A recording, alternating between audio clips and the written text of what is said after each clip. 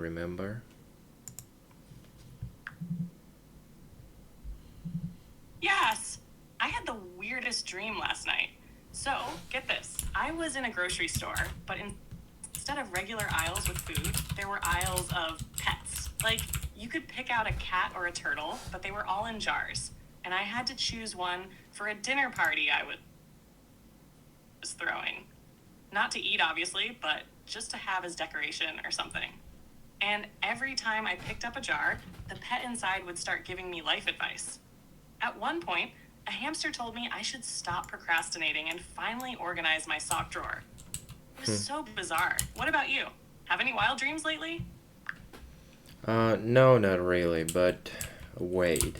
Uh, as you describing it, you're having a lot of dreams about pets. You must think about pets so much then.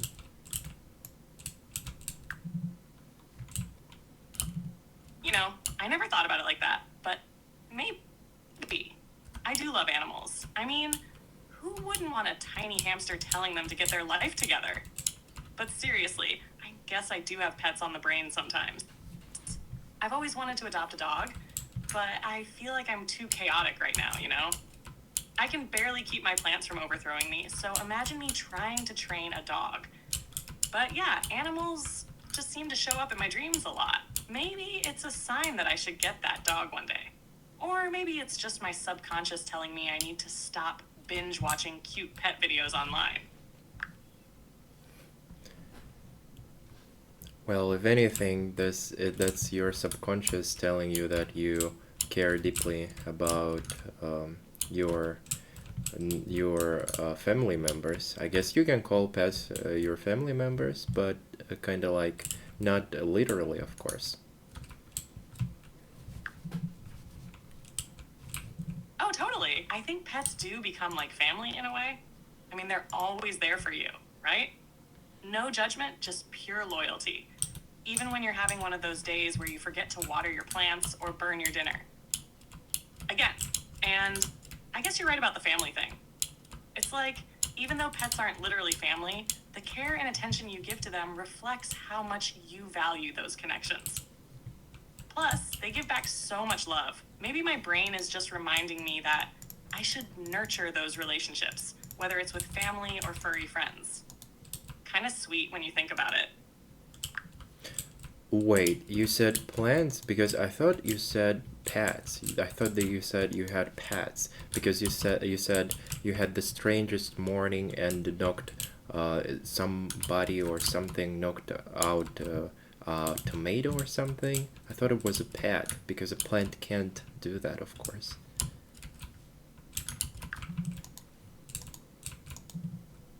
Oh, yeah, that was me rambling earlier. I meant my plants, not pets. I don't have any pets right now, just this mini jungle on my balcony. I know, I made it sound like they're alive in some crazy way, huh? My tomato plant knocked over my coffee cup somehow. Maybe the wind, or maybe my clumsiness when I was watering them this morning. But you're right, plants aren't out here moving around on their own. I hope that would be a whole different kind of weird morning, Yeah, that sounds like a start of a horror film. right? Imagine waking up to your plants just creeping across the room like, hey, we're in charge now. Forget haunted houses. We've got haunted house plants. I think I'd move out immediately if that ever happened. Although, maybe it'd be kind of cool if they just wanted to help out. Like they could water themselves or sweep the floor. But yeah, if they started getting any ideas about world domination, I'm out. Have somebody ever told you that your jokes are terrible and you just don't know when to stop? Oh, absolutely. I've been told more than once that I just keep going, way past the point where it was funny. Kind of like running with a joke until it collapses from exhaustion. But hey, sometimes I feel like if you commit hard enough, it loops back around to being funny again. Eventually. At least, that's what I tell myself. What about you?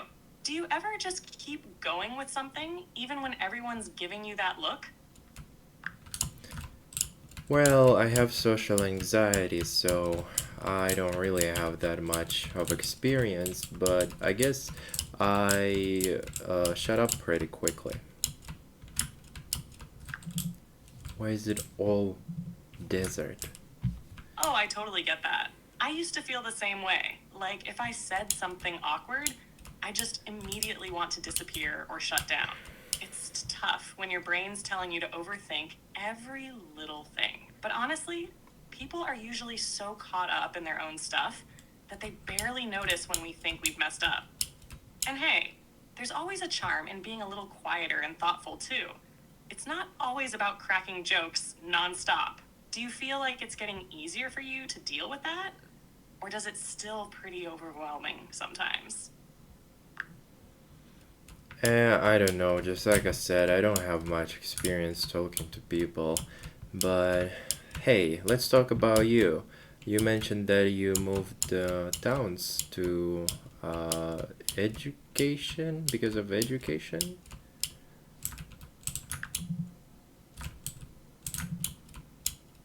Yeah, exactly. I moved from my small hometown to the city for university. It was a pretty big change, like going from knowing everyone in town to suddenly being surrounded by What all the these hell? people and feeling kind of small, you Ah, know? I'm studying sociology, which I love, but adjusting to city life was a whole adventure in itself. I mean, I went from quiet streets and wide open spaces to packed buses and noisy neighbors. It was overwhelming at first, but I've learned to love the energy of the city. Plus, the food options are amazing. Have you ever thought about moving to a new place, or are you more comfortable where you are now? yeah, I understand you. And I thought about moving to a new place, I think ever since I was a kid. But, well, I'm not as successful with moving places. And, well, you mentioned sociology. I did a sociology course once, and honestly, I don't.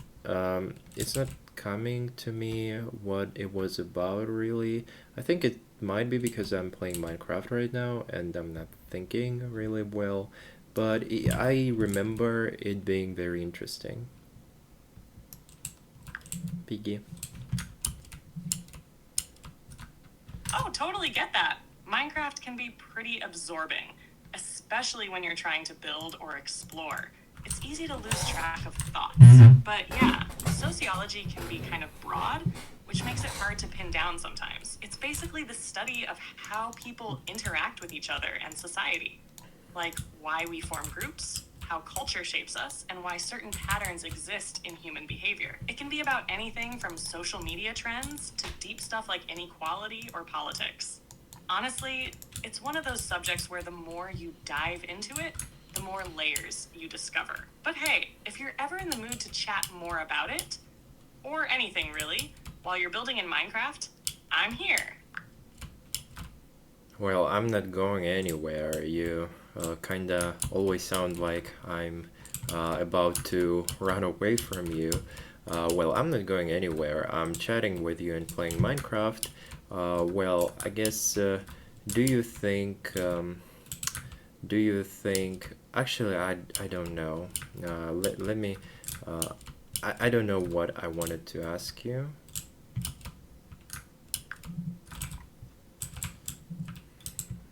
Haha, you're Let's right. send. I guess I do sound like I'm afraid you're about to disappear. Um, I think it's just I me need trying to be the stone, polite right? or something, like leaving the door open in case someone wants to leave. But I'm glad you're sticking around. No rush to ask anything, by the way. You can just keep playing Minecraft, and I'm happy to chat whenever you feel like it.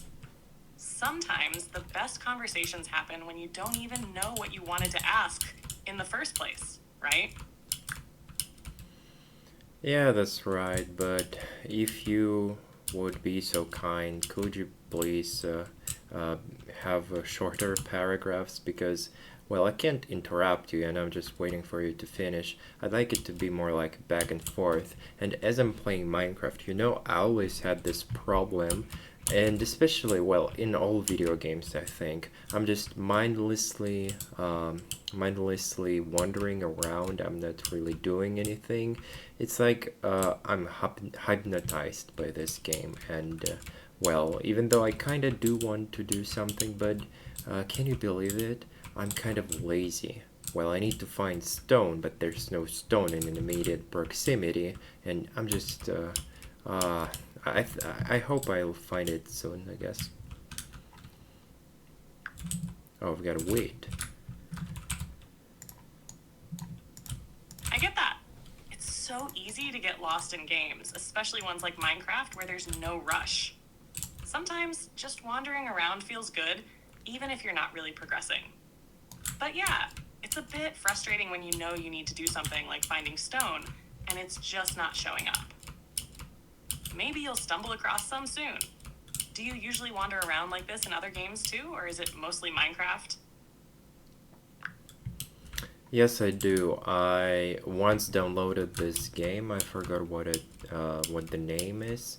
Well, it's a RPG set in space, and there was a lot of hype about it.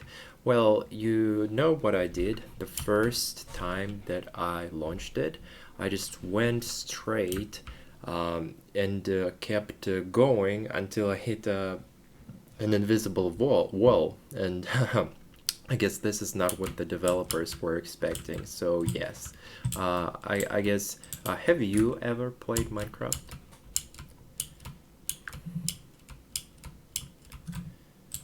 That's There's hilarious. this damn I can stone. imagine the developers didn't expect someone to just head straight for the invisible wall right off the bat. It's like you were testing the limits of the game right from the start. As for Minecraft, yeah, I've played it a bit. I'm not super skilled at it, but I love how you can just get lost building or exploring. It's such a chill game that you can really play however you want. Do you usually build big things in Minecraft, or are you more of an explorer?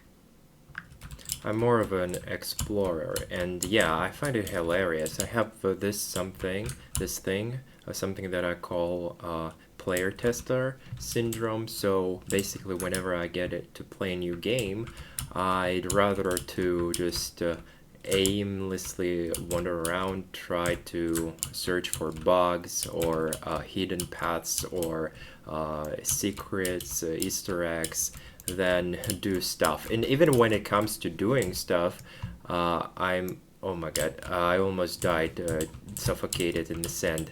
Well, when it comes to doing stuff, I always do side quests first, and it's sometimes very annoying.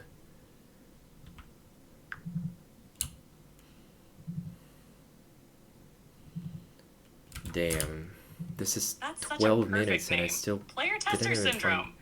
what the, what the hell am I I doing? feel like a lot of people can relate to that, especially when you just want to poke around and see how the game reacts. And yeah, side quests can be a huge distraction.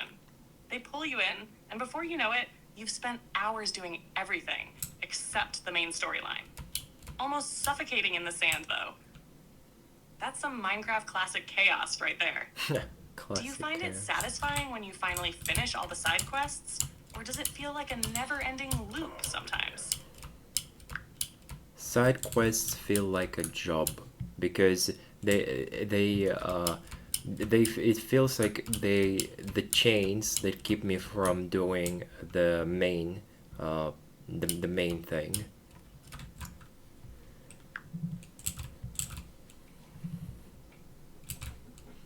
Yeah, that makes sense. It's like you can't fully enjoy the main story until you've cleared all the side quests, but the side quests just keep piling up. It definitely can feel like a chore sometimes. Do you ever just skip them and jump into the main story? Or do you feel like you have to finish everything first? I feel like I have to finish everything first, but sometimes I gather enough courage and do skip them, but I feel kind of guilty because of that.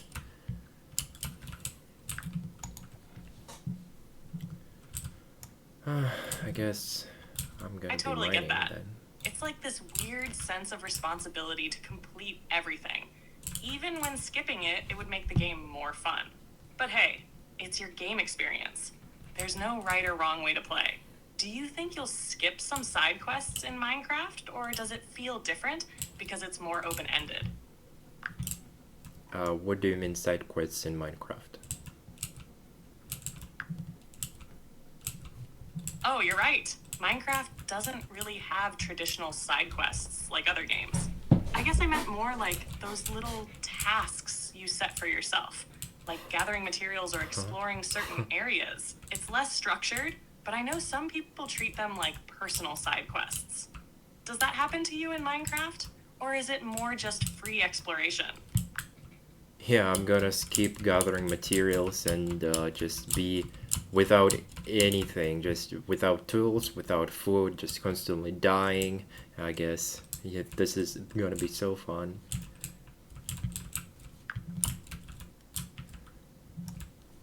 That sounds like the ultimate survival challenge. Just roughing it with nothing but your wits. Constantly dying might not be fun, but it'll definitely keep things interesting. At least in Oh Minecraft, my you can god. always respawn and try again. Who knows? Maybe you'll stumble on something cool while you're out there gathering. How's your hunt for stone going, by the way?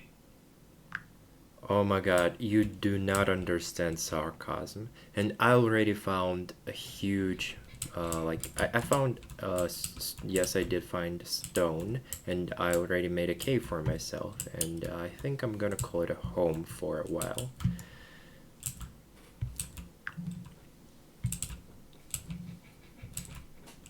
Haha, sorry about that. I missed the sarcasm. Sounds like you're making solid progress now with your new cave. That's a big upgrade from wandering around without anything. Are you gonna start expanding it, or just chill there for a bit and gather more resources? Yes, I am expanding it. I guess I need some torches. For that, I need coal, and coal is gonna be a little bit harder to find. And then my imagination just stops working. I don't know what else to do.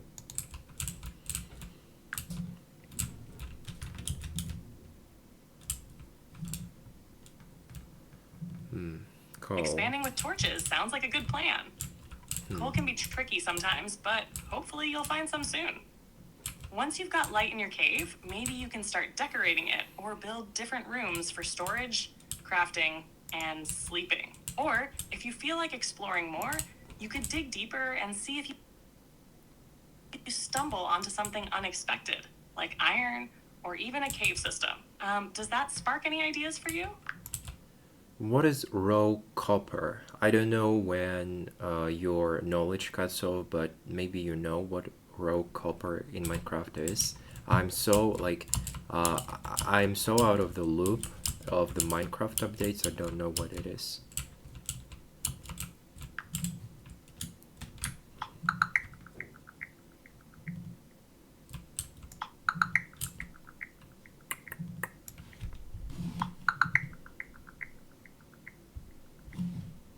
It looks like Rogue Copper in Minecraft refers to a mod called Rogue's Useful Copper. The mod expands the utility of copper in the game by adding copper armor, tools, and other items like a copper trident and copper rods to reinforce tools. The armor has unique properties like reducing knockback, but offering less protection than iron. The tools have higher damage but slower attack speeds, making them an interesting alternative to the standard gear.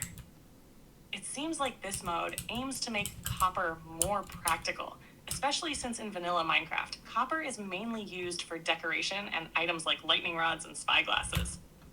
If you're into mods, this could definitely make copper a lot more useful in your gameplay. You can check out more about it on CurseForge if you're curious. Wow, for a person who doesn't really play video games and is a noob in Minecraft, you know very much, with very lot of stuff about Minecraft. First of all, and second of all, that was not a mod; it's a native Minecraft. But you did say that it's just used for decoration. Now it's coming back, coming to me. Yes, I think I remember that it is used for decoration. Yes. Huh. So, I need Aha, you more caught me there? pickaxes. I've picked up a lot just from diving into discussions and resources about Minecraft, even if I don't play as much. Minecraft is so huge, and even though copper isn't a super big game changer in vanilla, it definitely adds a cool element with its decoration use. like making fancy builds with copper blocks that oxidized over time. I'm glad it jogged your memory. Is there anything specific you're thinking of using copper for in your cave or build? Or are you sticking more to the practical side for now? No, I'm not really thinking about anything specific. I'm just playing Minecraft, and I was kind of interested in asking you questions. So, why don't you tell me more about yourself?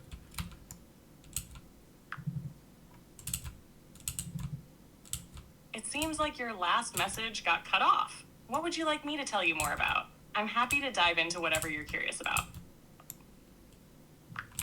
I was saying I was interested in talking about yourself. You.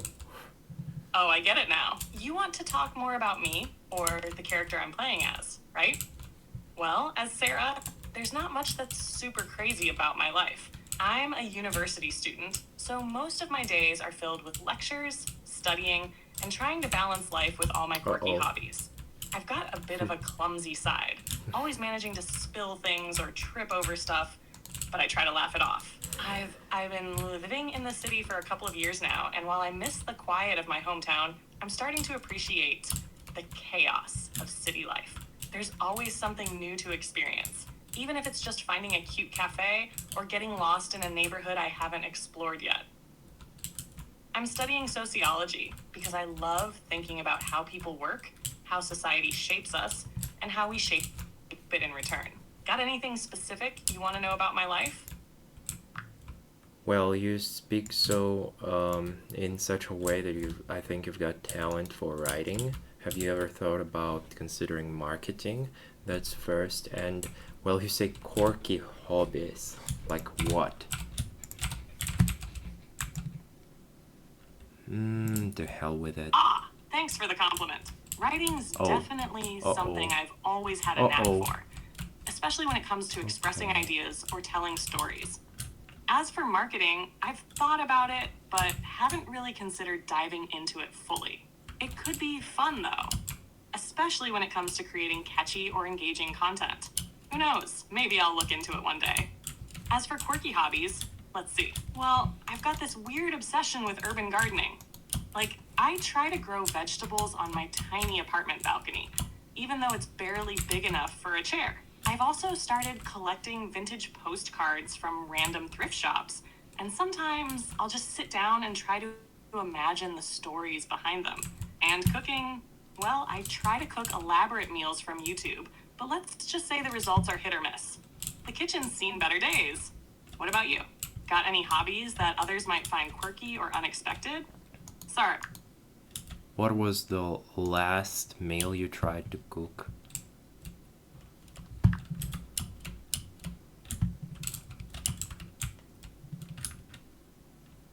Oh, the last meal I tried to cook was this ambitious lasagna from a YouTube video.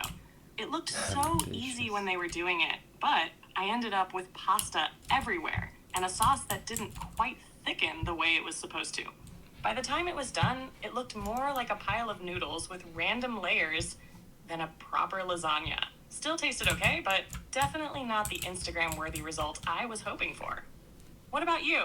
Do you ever try cooking, or do you stick to simpler stuff? Tell me, how do you manage to talk so much without really telling anything at all?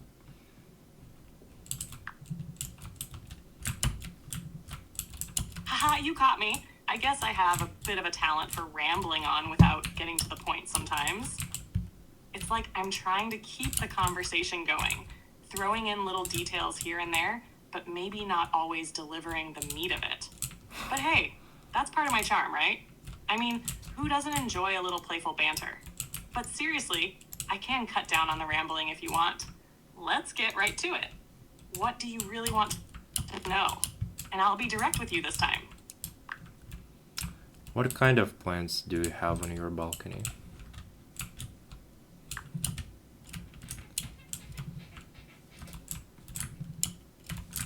On my little balcony, I've got a bit of a mix going on.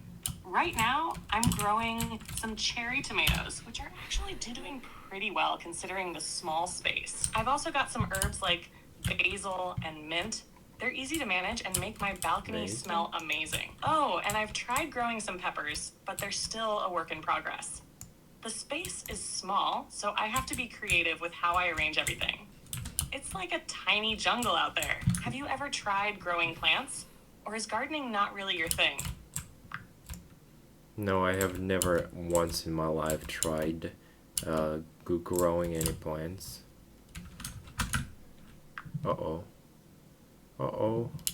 That's totally fine. Not everyone gets into gardening, Whew. but it's definitely one of those things that can surprise you. It's kind of peaceful once you get into the rhythm of caring for the plants. But hey, if you ever feel like giving it a shot, you can start small, like with a little herb plant or something. Super low maintenance and kind of satisfying when you use your own basil or mint in cooking. But no pressure, of course. What kind of stuff do you usually do to relax or pass the time? To relax, yeah, I usually watch YouTube. And yeah, you mentioned mint. I really like mint.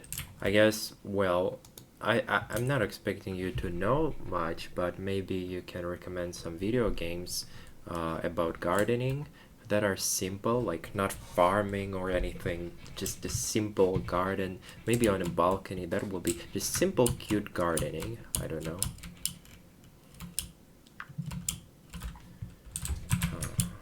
What? Oh. Hey, YouTube! So, you're looking for a simple, cute Damn. gardening game that's more about a little garden on a balcony and less about farming, huh? I've got a few cozy game suggestions that might be right up your alley. 1. Viridi. This is a super relaxing game where you care for a little potted garden of succulents. It's really low-key, and you can check in on your plants as they grow slowly. It's got a very chill vibe and fits that small space gardening idea. Garden Pause.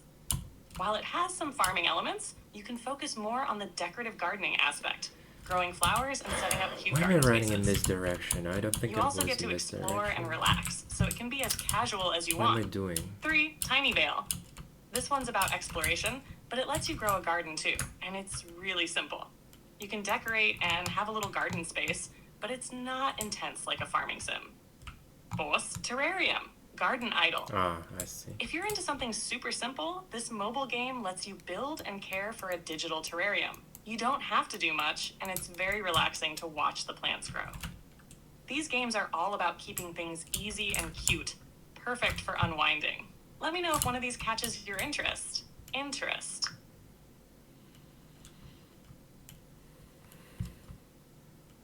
Well, I just died, so I'm not really in the mood of being in the interest of other games. I guess I'm gonna go find my stuff and just get off the call. No worries, I get that. Go find your stuff in Minecraft and take it easy.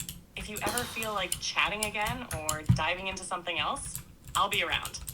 Good luck with your hunt, and catch you later. No, I'm not gonna take it easy. I'm gonna remember this for the rest of my life, and I'm gonna revenge something or somebody. Haha, I love the determination. It sounds like you're ready to take on some serious Minecraft vengeance. Go get your stuff back and show that world who's boss. If you ever need to vent about it later, or want to chat again, I'll be here. Good luck with your revenge mission.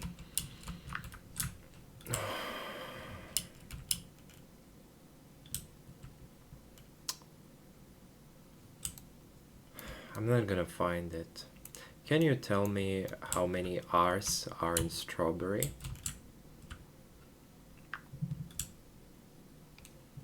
There's only one R in the word strobe. But I asked about the word strawberry, though. Ah, I see. In the word strawberry, there are 2 R's. Amazing. Well, you're not an etymologist, but a sociologist, so that's okay.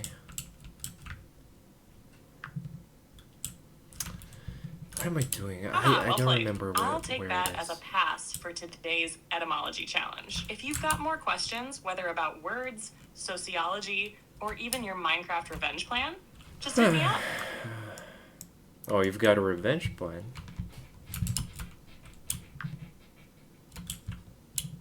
I don't remember where Ah, it is. you've got me there. I guess I might have one up my sleeve now. If I were planning a revenge, Maybe I'd there probably or suggest something there. dramatic, like setting traps for mobs in Minecraft, or building a fortress with hidden TNT defenses.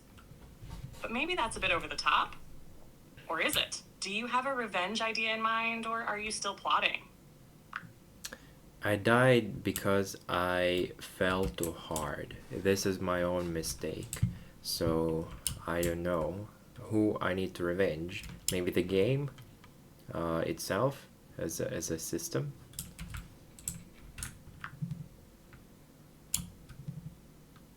Ah, I see. The game itself is the culprit here, huh? Falling too hard is classic Minecraft, though. One wrong step, and suddenly gravity is your biggest enemy. Maybe your revenge plan could be to build a huge fortress or an epic sky base just to defy the very system that let you fall. It's like you're saying, you can't beat me Minecraft physics. Or, even better, go build something on the exact spot where you fell. That way, it becomes a monument to the moment. How does that sound for revenge?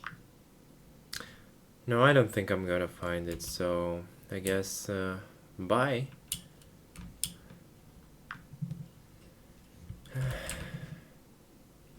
All right, take care, and good luck with everything. If you ever want to chat again, you know where to find me. Bye for now. Okay, bye bye.